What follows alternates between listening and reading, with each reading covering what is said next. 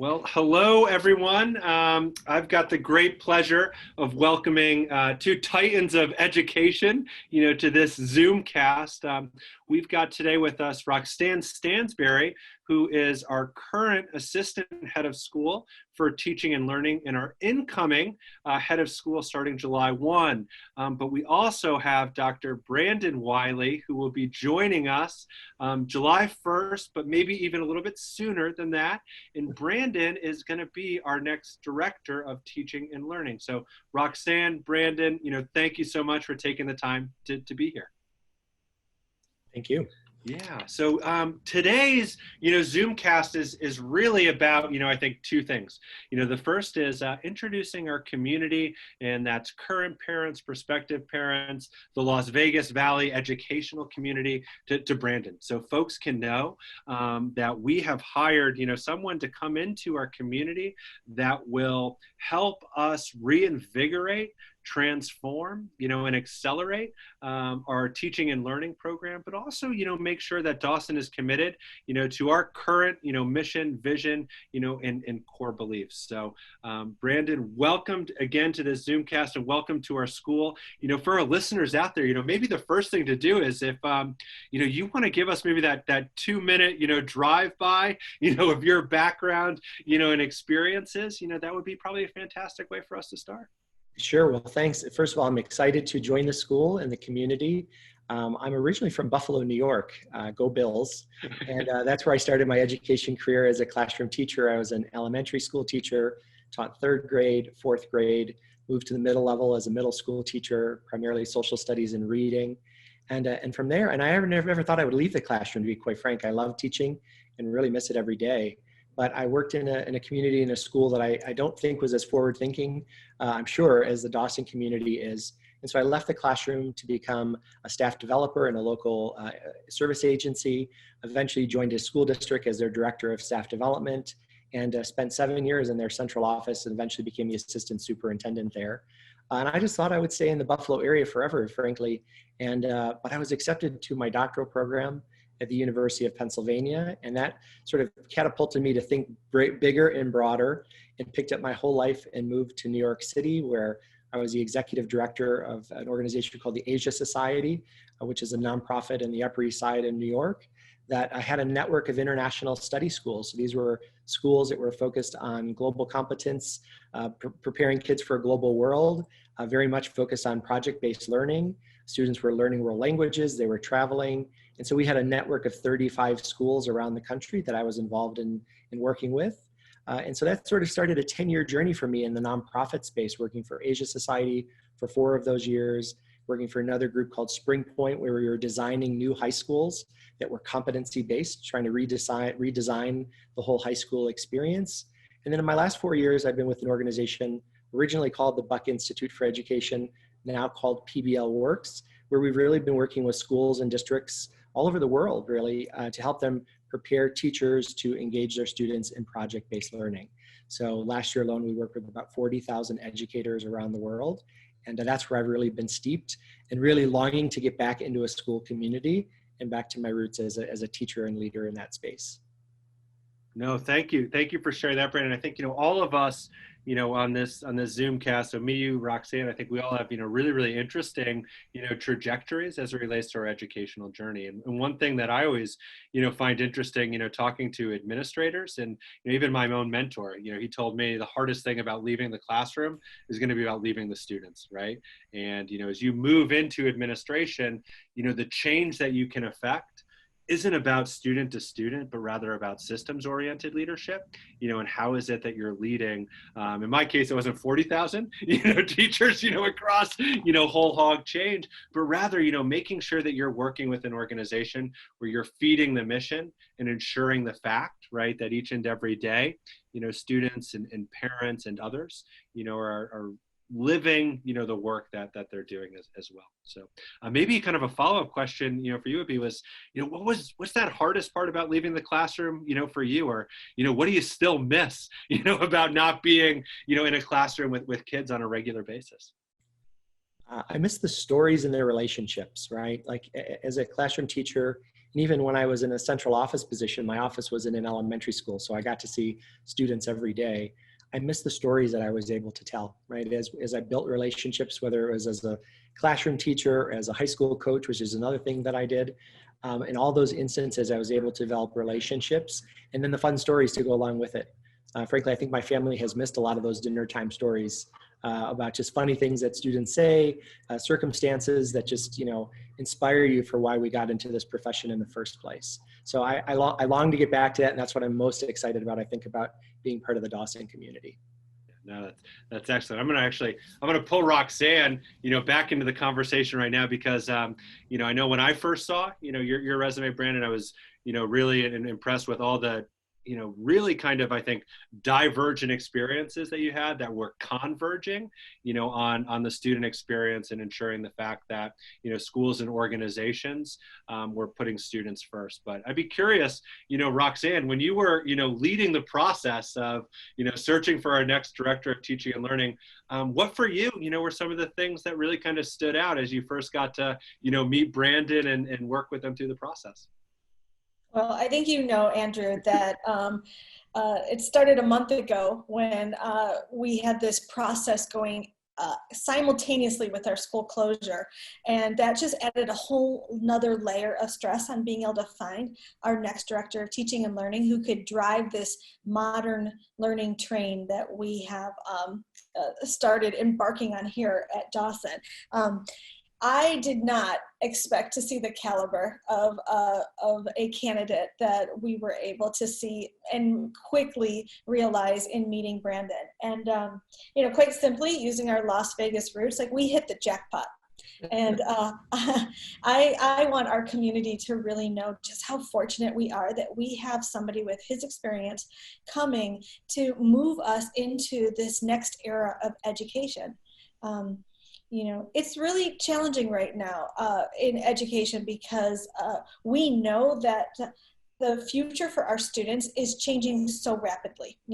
As schools, we're looking ahead and we're like, how do we actually prepare our students for their future, because automation is taking their jobs away every day. And the kind of competencies that they have to employ are quite different than what we saw even 3 years ago. And so finding a director of teaching and learning who understands the urgency in being able to employ modern learning techniques and strategies and approaches, like that was key to our search. And I think, Brandon doesn't just understand the need for transformative education. He has been a leader around the globe in that area for the last few years. We're looking for somebody who can look at our curriculum and be able to discern what's relevant and what's engaging, and how we can start to make those shifts in what we're teaching and what kids need to know to really be successful. Yeah, no, thank you for that, Roxanne. I think, that you use, a couple, words, and I think, maybe Brandon, you can help, our listeners out there just kind of define them, and the first one is, what exactly is modern learning, right? Or what exactly, are these new competencies, that students need to be having? And, the last is, just from some table setting is, what's project-based learning, right? So I'll kind of, turn to you, Brandon, as we kind of, enter that next phase of our conversation, which is, what is modern learning? What are some of these competencies, students should have? And then the third is, what's project-based learning for those folks out there that don't know? Sure. Yeah, I think one of the dangers we have in education is we have a lot of jargon, right? I'm sure this is true of a lot of industries, but we in particular in education have a lot of acronyms and a lot of buzzwords. So I'll say for me personally, what some of these words mean. I don't know if that's a shared understanding for all of us just yet, but for me, modern learning really comes back to what the school has already done a really good job of, is really defining what the profile of a graduate will be. So the school has already worked in an inclusive way with faculty and with the community to define the Dawson graduate, the profile of a graduate. And I think that document alone really articulates what success for us as a school community looks like. What are we preparing students to be able to know and be able to do, and in a sense, be as people when they leave us, however long they might be with us. So I would start with that, like really getting grounded in that profile and making sure that everyone in our community has seen it, is aware of it, because that is our North Star. Everything we do should be in service of those outcomes and that profile. And then I think it gets into the pedagogy, right? The teaching and learning, like what happens day to day in the classrooms. And I think for some communities, the term modern might not resonate the same way with them. So for me, it's around how are we preparing students with the skills that they're going to need, not just for the pre-K through 8 setting, but for high school, for college, career, and life, right? These are the skills that they will need. So typically, most schools will talk about how do we prepare them to be critical thinkers, to be collaborators, to communicate effectively, to be creative, the 4 C's. But then I would also go beyond that to say, do they know themselves as learners? Do they have those executive functioning skills to be able to know themselves as a learner, advocate for themselves, have agency in their learning, so that it's not sort of just this sit and get sort of mentality. For me, the difference between a traditional teaching and learning model and modern approach is that we're really trying to empower students. We really want to be student-centered. We're moving a lot of the attention away from what maybe I would have experienced and maybe even did as a teacher, where like I was the expert in the room, to try to build expertise within our children. So there are different ways we can do that. And I would argue that project-based learning is one vehicle by which you can get students to those outcomes. And so it's, in my mind, sort of a container for the learning. I also will say that there's a lot of misinformation. So for me, and I think widely held, the organization that I work for now that's been doing this work for nearly 30 years, it's very research-based. And the idea behind project-based learning is that students are engaged in a longer inquiry, so something that happens over a week, 2 weeks, maybe even a couple months length of time, and it's where the learning is happening. Most of us probably experience what we think is project-based learning, where it's sort of the dessert, what I'll call the dessert project. You have the lectures, you go through the class, you do a bunch of activities, and then at the end you create something, a poster, a shoebox diorama, something that is sort of after the learning happens to demonstrate what you've learned.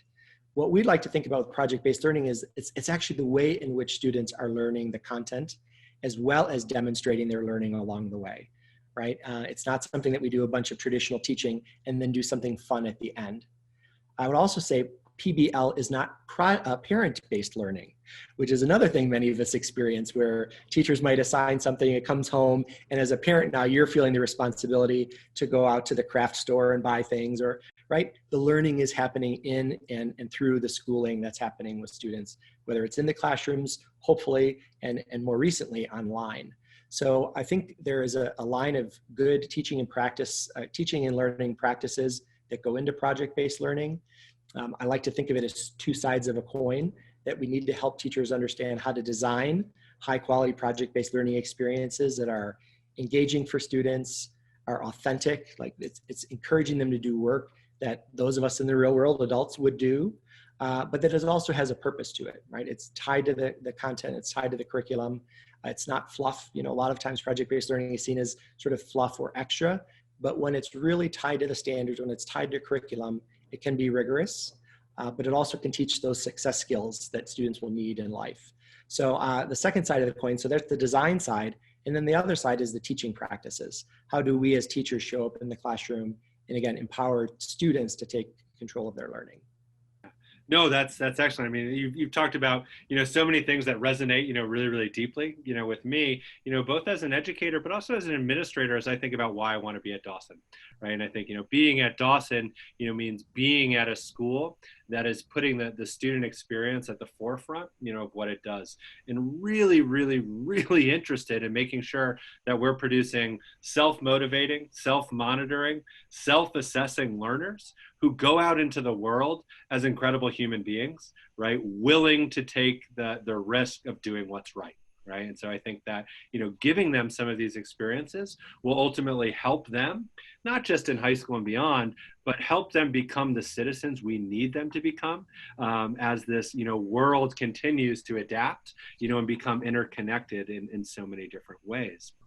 Roxanne, I'd be, kind of, curious to have you look back a little bit now, and say, listening to Brandon and his description of competencies, modern learning, project-based learning, what are some of the things that maybe he talked about that, have been at the core of Dawson when he started, 20 years ago? But then also too, on that flip side of the coin, what are some of the things that he talked about that speaks to the vision of what Dawson's going to do over the next 20 years, as well?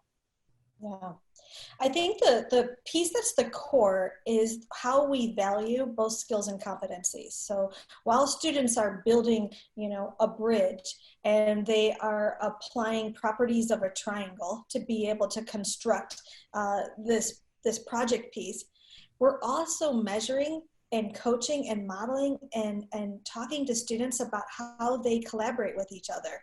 What did they do when they actually hit a pinch point in a decision that they were going to make, and how did they, have conflict resolution over getting to an agreement? That was just as important as the bridge that they built, and making sure that that's embedded in the rubrics and the milestones and the check-ins that teachers are doing along the way to say, yes, we want you to build a bridge that's going to hold up 20 books. And we also want you to work with a team of classmates where you're going to just run into issues and you're going to have to employ some really strong communication and listening skills. What does that look like? How did it feel when you got to those points? And carving out the time to value both pieces of that entire development. And I think that's something Brandon's talking about when he talks about project-based learning, that, it is more than just that end product, and that it is about the process, and making sure that that our teachers have the time to be able to focus on the process. And then looking forward, I will tell you that Brandon joined us about 4 years ago. I had reached out to a technology consultant, Lucy Gray, who is doing great work around the globe in global education and technology, and asked her to come and do an innovation day for one of our teacher academies. And she introduced me to Brandon, and they visited our campus and spent the day with our teachers, and really sparked an excitement around our campus for how we could rethink our electives and some of the projects that our students were participating in, so that we were breaking down the walls of our campus, and that our students would start to connect and collaborate with experts or peers, in other schools, to start learning and sharing experiences. And I will tell you, out of that innovation day came something that we call insight rotation courses, which are really relevant. They change from year to year, but that's where we have that opportunity to embed some really dynamic and relevant courses that speak to global competencies. Yeah, no, I mean, I think as you were talking, what I'm reminded too of, some of the things that, Brandon was alluding to as it relates to modern learning, skills, giving teacher agency, those have been embedded in Dawson's cultural DNA, from the very, very beginning. And I think sometimes when, parents or even educators and teachers, they hear words like modern learning, right? Or project-based learning, they all of a sudden jump to something that's new and radical, and, jump to this idea of it's change for the sake of change. Your response, Roxanne, reminds me of, this isn't change. This is gradual evolution, right? That we've been undergoing, since our very, very beginning, right? And it's one of those things that even started 4 years ago, right? With having Brandon and others come, to Dawson. So I think more than anything else, we're just at this inflection point as a school where preparation has met opportunity, and that opportunity that we have for the future is to really make sure that we're living our mission even more fully. Right? That we're preparing our students, even with greater purpose and with the right resources to move confidently, in the direction of what the next step of their high school will look like and what their college experience will look like. And now with COVID-19, we know that more than ever, right? We are preparing students, for a world that is greatly, uncertain. So, maybe, to that end, Brandon, thinking about what drew you, to Dawson even pre-COVID-19, right? Because that's when your search process started. But, I know that it probably wasn't easy for you, to leave, your current job and current position. But, what were some of the opportunities, that you saw at Dawson, or when you got to know us a little bit better as a school? What inspired you, about the opportunity of coming to join our school community?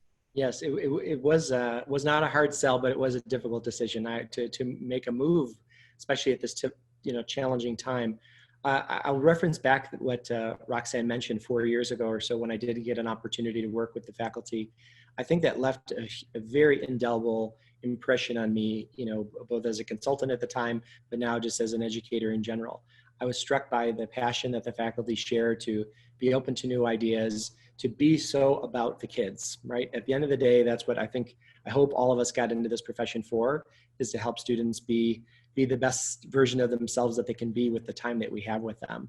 And I got a strong sense of that. In that particular instance, we were focusing on developing learning experiences projects that had a global perspective. And so for a good part of my career recently, that's what I've been working on with schools, is helping to think about how the learning experience students have prepares them to be the global citizens that we need them to be. And in particular, this idea of global competence, like how do we help them investigate the world? Think of the world as the classroom, and that the things that we're learning as a way to apply that learning to real world situations, to think about different perspectives, right? Whether it's a cultural perspective or a regional perspective, helping them navigate those differences that they will have to encounter, whether it's in college, career, or life. But we can purposely teach that as a skill and give them experience to that. And then really just to think about taking action, like how do we make a difference in the world? And I think this current situation has grounded me in two things. And I know for many of us, this is a very uncertain time. We're not quite sure where things are going to go. And even as a school and as a school community, there's a lot of decisions we need to make. But what I've been trying to do is lean into the idea that there are things that each of us can control. And there are things in our lives that we can make a difference both for ourselves and for others. And so in doing so, that's where my decision was to say, I wanted to be part of a school community that was forward thinking and being about building a new future, not just for our students, but for teachers and students all over. And second, to be closer to family. So my parents and my brother and his family are both in Las Vegas. And so for me, it was a chance to get regrounded in what matters to me. And that is working with students and teachers and being near my family. So that was an added bonus in addition to just being excited by the mission of the school. Yeah, and so maybe, speaking of some of the things that you can control, I think some of the things that we can control as leaders when we come in, to schools are, kind of setting some goals, that we have for ourselves, over that first year, even thinking about the first, 3 years. So what are some of the goals, you have, as Dawson's next Director of Teaching and Learning, for our teachers, but then also for our curriculum and our students? Yeah, I think my thinking is evolving, and I'll be honest, as the circumstances around us change. But primarily my first goal always, whenever I've come into a new community or a new situation, is just to get to understand and know the people as best I can. We are in the relationship business as educators.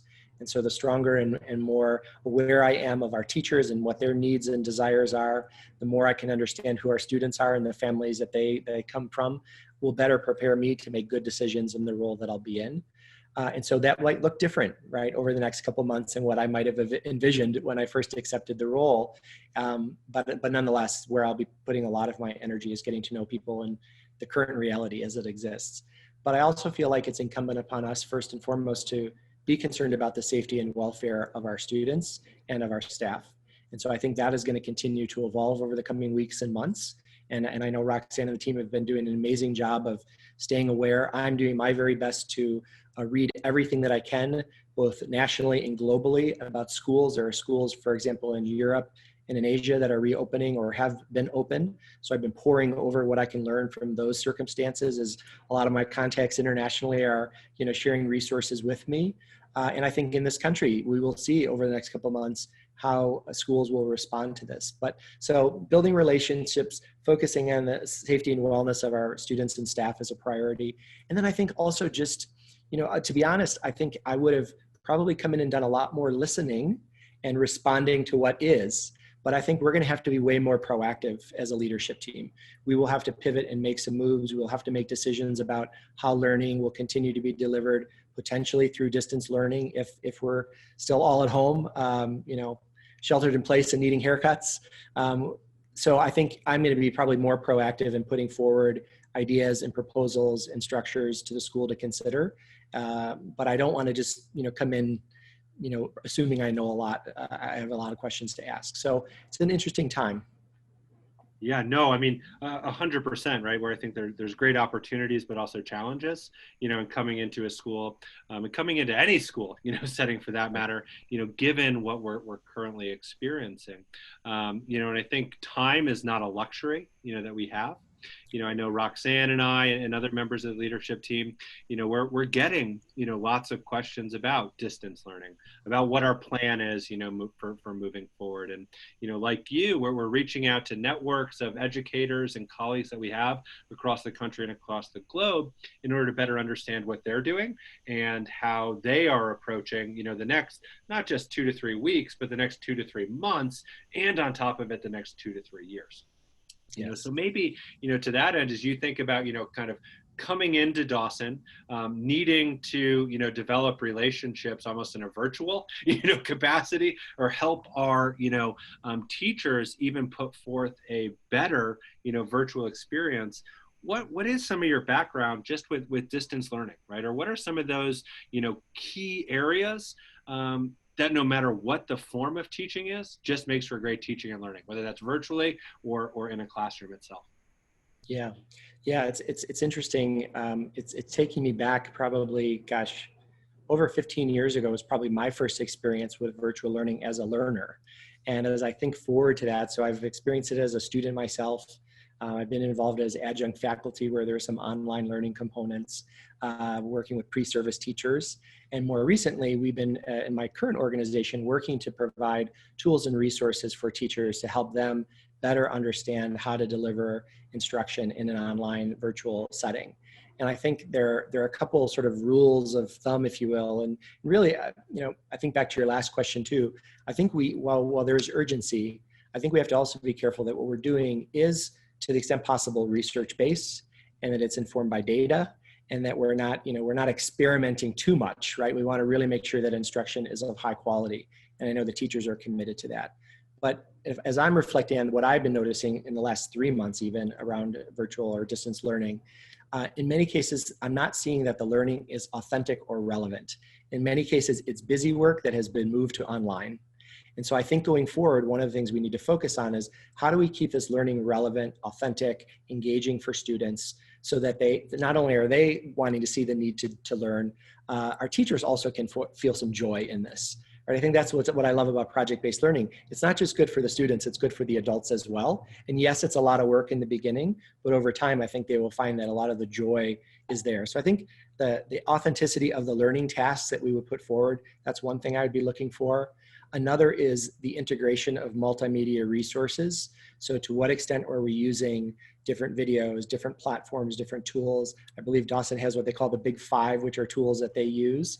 And so I want us to be thoughtful about how we integrate and model the use of those for students. I think this is an awesome time for students to create information and knowledge, right? So as we think about the public products, how can students be the creation of new content, right? Instead of them being the consumers all the time or having to read everything, can they create? And maybe that creation could be of benefit to their classmates or to the broader world. So that's something I'm going to be kind of thinking about and looking for as well. And I think this is something that Dawson does very well, is very intentional about reflection. So we want not just the adults, but for the students to be able to reflect on their learning. Where are their strengths? Where are their areas for growth? Are they clear on what the learning targets are? And how are they progressing towards those learning targets? Really being purposeful about embedding those reflection opportunities in the online environment. And then I think, again, just the sense of purpose. Do we all know what we're doing and why we're doing it? A clear why. What is our why for this work? Because I hope that the work that students will engage in online has that purpose. And again, it's just not busy work. And the last thing I'll say is it is not lost on me how hard this is for parents right now. I have encountered so many parents in my current role who are, either employees of ours who are struggling to be part of the homeschool experience and do their day job, or in some even more difficult challenges, families who have lost jobs and are being impacted economically, the stress that that's creating. And so I'm really eager for us to also have deep conversations about the social, emotional well-being of our students and of our parents and of our teachers, who are also trying to maybe in some cases do all three: teach their own kids, teach someone else's kids, and just take care of themselves. And I think that's what I'm so inspired by Dawson, is the approach of the whole child and the whole person, and really trying to take care of one another. So those are just a few things that are random around my head about what I'll be looking for as we move to distance learning, if that is part of our reality, more so going forward. For sure. And I think, what you touched upon is, the fact that whether it's in person, teaching and learning, or whether it's distance learning, there are some commonalities and there's some common denominators that never change. Absolutely. Right? You have to have students be reflective in their approach to learning, right? Two, teachers need to have the resources, in place to feel confident about what they're doing to deliver a high quality educational product, right? Third is students need to have agency, over what they're doing. And now more than ever, we know that students need to shift their thinking from being just passive consumers, right, of information, to active participants in creating and curating content, right? And then sharing that content with others and being able to solicit feedback, from a variety, of different sources as well. And then to iterate, that next version of what their product looks like. And while it might be easier to do that, if we're 6 feet away from each other, in person, it still can be replicated, online. So maybe, I'd love to maybe just kind of push you a little bit, here, Brandon, and say, like, is there a concrete example maybe you could give our parents out there to say, like, great, here's maybe an example of a project or a unit. And even though it might be quote unquote better, in person, it still can be done online, and it still can be done, virtually, at home. Yeah, I want to add on to that, Andrew. I want to hear more about an authentic project that students could do, because we use that word quite a bit. It's one of my favorite words, and I think it really does separate the masses when it comes to education. So really focusing on something that is authentic to students, that has that flexibility in format. Yeah, I would start in your backyard. So some of the best projects that I have seen have been where families, teachers are able to just identify questions to be answered, problems to be solved right in your own backyard. And what I mean by that is literally in your backyard. It could be in your neighborhood, it could be in your community. But to generate a list of questions with students, with your children, about, like, what do they wonder about? What problems do they see that they might want to solve? And I think when we're able to generate questions that students authentically, really want to answer, the motivation goes up. So for example, so I'm sheltering in place with my brother and his family, and my nephew, who is 3 years old, and hopefully a future Dawson Bear is my hope. But he and I were in the backyard yesterday, and we were just kind of like tooling around, looking at different things. And I was just asking to observe, like, what do you see? And he was pointing out different things. And in particular, we came across a ladybug. And so he was, inspecting the ladybug and looking at the ladybug. And so then I was like, oh boy, I wonder how big ladybugs get. And I was just like saying these things out loud. And as 3 years old, you can imagine the conversation wasn't as sophisticated, but it was like all of a sudden piquing this interest. So then we went into his playroom where he has this little library, and we're looking for any books we can find about bugs. So I find one book. So apparently we need to build that part of the library. So we find one book about bugs. We're reading that book. Now, today, I'm going to come back to that same idea, and I'm going to find something. I found a video online about ladybugs that kind of is instructive about ladybugs. And my hope is that, like, I'm generating some curiosity about something that he observed that he was interested in. Now, if he were in 5th or 6th grade, if he was, maybe 5 or 6 years old, I would probably take it a little bit further, and we might, do something like, if we were to design some sort of a home for this bug, what might it look like? What might it need to have? Like, there's just different ways you can really build on this. That doesn't have to be a super, like, fully baked project, but really about generating curiosity, more inquiry, being able to ask questions and find the information. I think one of the biggest changes for our kids is that this idea of like needing to pound in content knowledge into their head. I've got this thing. If I need to find something out, I can pick up my phone, and our kids are quite adept at this. So it's really not about like, how much do you know? It's what is it you're going to do with that knowledge? How do you apply it to real world situations? I'm also working with a school right now that has been using water as one of the themes that they're focused on during this time of distance learning. And so each of their teachers have implemented a project or a set of activities related to water. So one is looking at the water scarcity in different countries and investigating why does that exist? What are some measures that are being taken to resolve that? Another group is looking at water quality in their community and having kids just go out into their community safely and collect water samples from different places and do pH testing. So again, I think there are really useful ways, and I'm happy to share a blog post that we have at pblworks.org. I got to give it a plug before I leave. That is intended for parents, just giving them a whole bunch of project ideas. So I'd love to share that too. And we will definitely link to that blog post, as a resource. And maybe, before we kind of turn the corner on some other questions, Brandon, you said something that said, you talked about how it's hard, for parents, right now as they're trying to balance, being working professionals or just transition, to the role of teacher, that they weren't trained for. So I wonder if, from your seat, is there one piece of advice, for parents that you would give them right now, as it relates to maintaining, their perspective, as it relates to supporting their kids in distance learning? Yeah, my first bit of advice would be go easy on yourself, right? Like these are really tough times and we're all trying to figure out what the future is going to hold. And I think everyone is doing the best that they can. I'm quite confident of this. And so I think the first thing I would say is like, be easy on yourself as you're thinking about what you can manage and what you can't manage. And you know your children better than anyone. But I would also say this is a time to really love on them like no other, right? To the extent that we can provide stability for them, some sense of routine, and to really know that they are safe and that they are loved, I think is going to go a long way, because I think what we don't know yet is in schools all around this country, there are going to be a lot of students who emerge from this who have experienced trauma and have experienced this experience as a traumatic, life event. And so I think getting to really help them feel safe and loved is primary before we worry about the learning.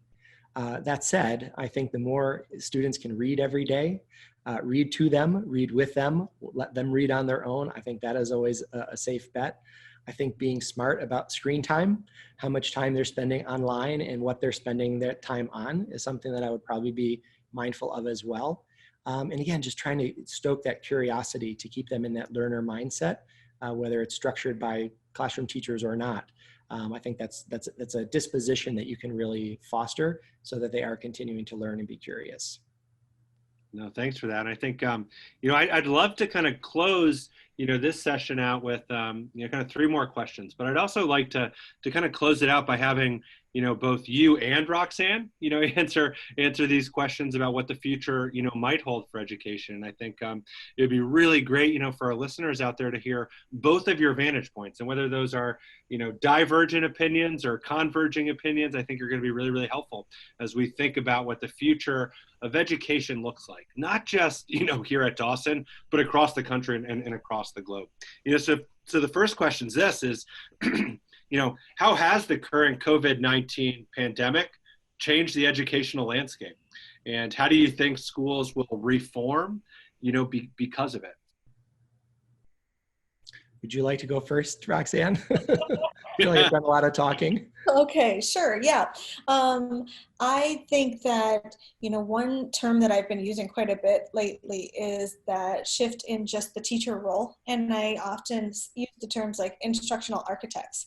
And I think that the pandemic has kind of accelerated this need for teachers to take on that shift. We have to look at those skills that maybe we spend a lot of time teaching, that we could be using that time for something much more meaningful and relevant for our students. And so if you look at, all of the standards that an instructional architect is given to be able to share with students, sometimes we spend a lot of weeks, teaching a student how to measure to the nearest 1/8, using a ruler, when their reality is going to be to pick up a cell phone and they have an app that will measure things for them. It doesn't mean that they don't have to understand how to measure, but I think we have to look at time and where we're spending our time.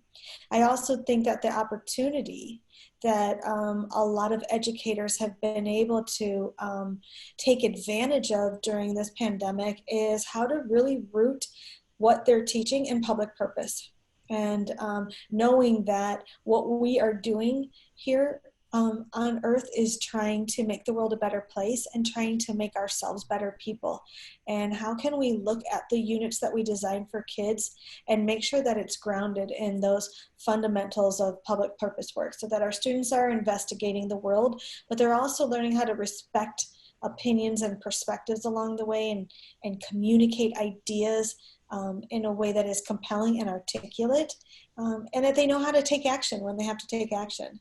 And we provide the experiences as architects to give them the chance to hone those skills. Those are all the reasons I came to Dawson right there. That vision that Roxanne just set forth. I'll just say +1 to everything she said. I would add perhaps a little bit more on the teaching side, because I agree. I think as educators now, we're going to have to really shift our perspective, our beliefs about who we are as teachers and leaders.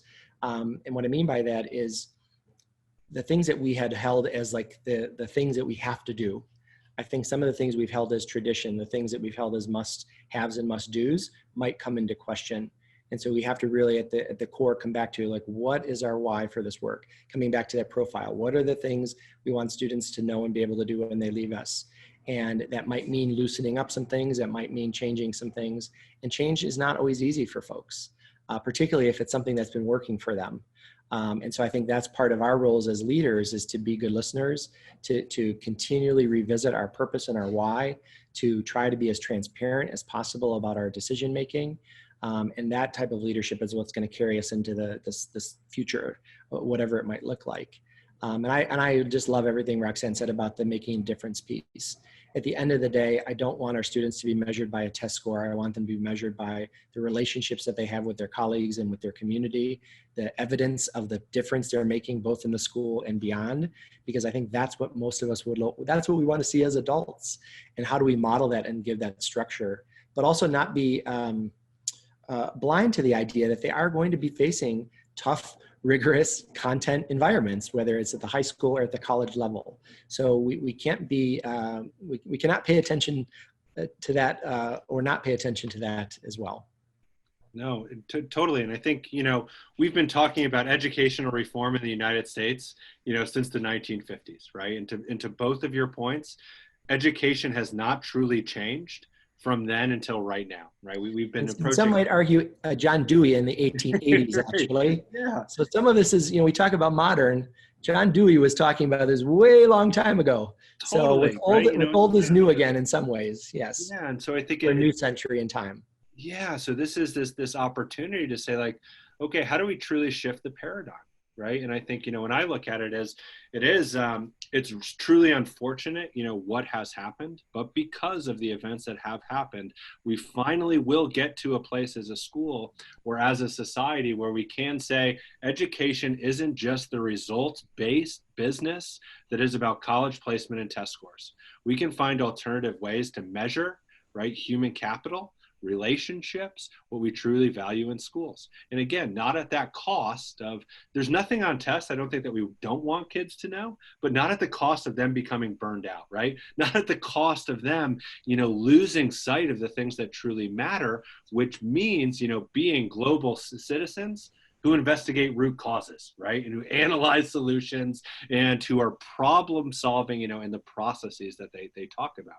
And so I think that now more than ever, it's that opportunity to finally be, in a situation where we can do the work that we've always wanted to do without some of the obstacles, that stand in our way. To that end, one of the, people I've been, following that's spending a lot of time, thinking about the future of schools is Greg Bamford, who works at a school in Washington State, but he'll be transitioning to an organization called Leadership and Design. And he put together, kind of three models, for how schools are facing this crisis. And he talks about adaptability, resiliency, and then kind of strategic, thinking. And, here at Dawson, we've really kind of taken on, using the phrases adaptation and resiliency. So when you think about those two words, adaptation and resiliency, in this time, what do those two words mean to you, as you think about teaching and learning and school evolution? Well, sorry, I was just gonna say, as a teacher, those were just like my everyday words, right? Like, you've got to adapt every day in some ways, and being resilient. You gotta make it to the end of the year some years. No, but the truth is, I think that's the nature of who educators are at their core, right? We've got to be willing to adapt, be flexible, be responsive to our students, but also be resilient, because there are going to be challenges, whether it's individual students who need extra tender loving care, or there are, external factors like we're experiencing now. So I feel like, I don't know that this is new. Quite frankly, I'm impressed and pleased and not surprised by the field of education right now, and how quickly and responsive we have been to this in terms of how we're trying to help continue to support our kids. So I do think, from a leadership standpoint, though, it does require us to be even more strategic, if that's even possible, right? To have scenario planning, to think about different outcomes. And again, to think about the things that we can control, and be aware of the things that we might not be able to control, but will still impact us. And so I'm sure Roxanne can speak to this better. I know the team has already been doing a lot of contingency planning, trying to pull in experts from the community, and be data driven in our decisions, whether it's related to opening the school back up, or how to ensure that our students stay safe. I think we need to model a lot of different scenarios and be prepared to pivot. And as leaders, it's our job then to create the structures and the conditions to support the teachers to do that work. Because they're the ones that really are going to feel it as we transition, and maybe have to switch gears, as well as our parents. Andrew, I think it comes down to versatility. For you to be adaptable and for you to be resilient, you also have to understand or be open to versatility. And we have been using that word quite a bit when we talk about what our students need to be successful in their future volatile world. We know at some point in their life they're going to change careers, and that door may be shut for them, or they might choose to shut that door. And what are they going to do at those moments? Are they going to exercise versatility and say, you know what, I've got the competencies that I can just pivot to another job? In their future, a relationship may end. And what's going to happen? Are they going to have the versatility to be able to pivot again and find happiness and other connections with other people? And I think what's happened now with COVID is it's really shined a light on schools to say, hey, you're telling kids they need to be versatile. Well, guess who really needs to be versatile right now? It's our schools. And I do believe that Dawson is spending a great deal of time and energy talking about how we're going to be versatile with whatever comes our way in the next few months, because there's so much that's unknown. And so being able to be versatile and plan for multiple different scenarios, that's our number one priority. Yeah, no, I couldn't agree more. I think the question that we were just talking about, what the future of education looks like, school reform, really kind of got me thinking about resiliency, there as well, right? And I think, now more than ever, sometimes it's easy just to fall back to our default settings, right? And I think now, as schools, we know what the future could look like.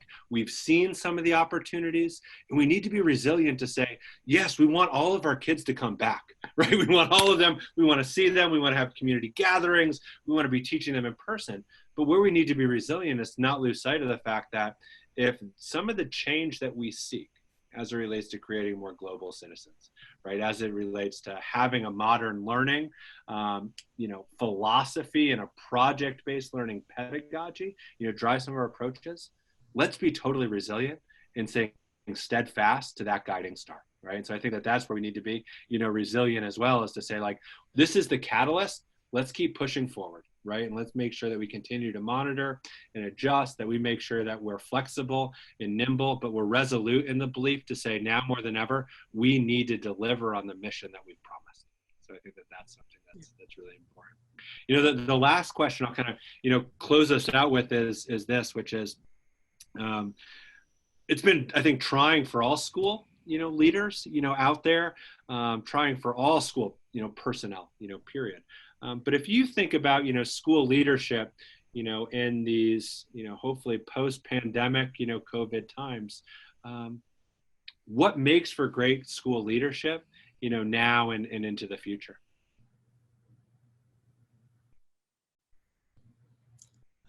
I'll start, I guess. I think I have always felt this, but especially now, that it's important that leaders model and live a learner stance, right? Like, I'm continually learning, and I'll be honest in saying, like, I'm not an expert in anything. I am living it alongside and with those of you who are doing the same work.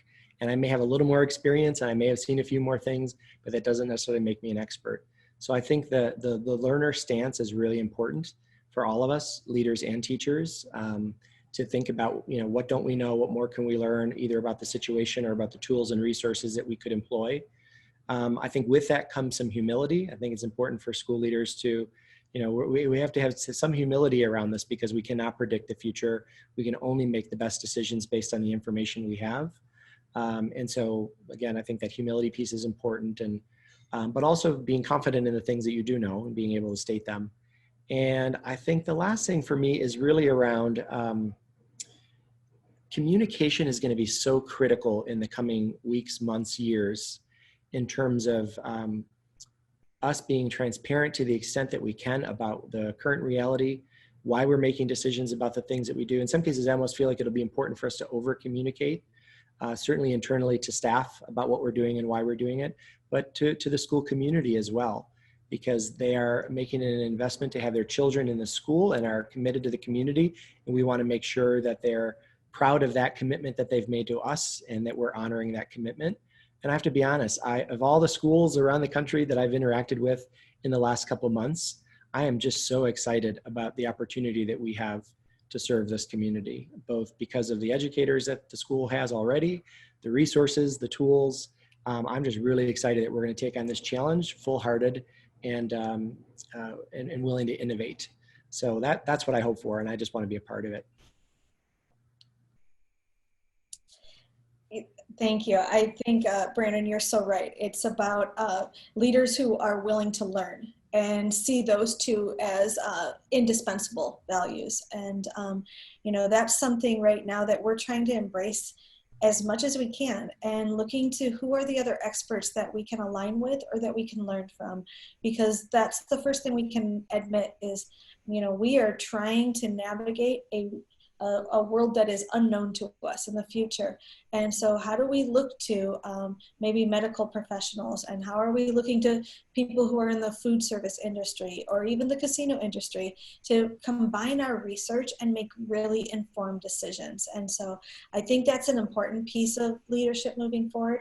I also think it's really important for us to be able to shed some of the fear that's going on right now and start to build hope in our communities for what is to come, because we have the right people around the table to be able to lead through this really, really challenging time. And I just want to say that when you accepted this position, Brandon, it gave us all that sense of hope, is we have the right mind to be able to figure out what the future of education will look like at Dawson in the face of a pandemic.